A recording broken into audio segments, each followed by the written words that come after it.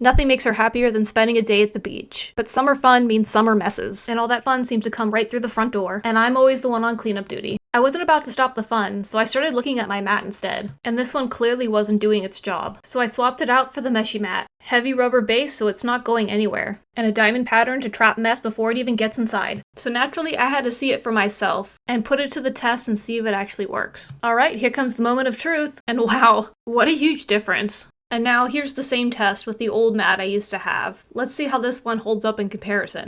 And there it is, a mess all over the floor, exactly the problem. And let's see if the diamond pattern lives up to the hype. And look at that, it goes straight through. All this was trapped underneath, none of it is ever coming inside. And compared to my old mat, the dirt just sits right on top. No wonder so much came in the house. Now that we've upgraded to the Meshy Mat, our summer fun is stress-free, and our floors stay clean.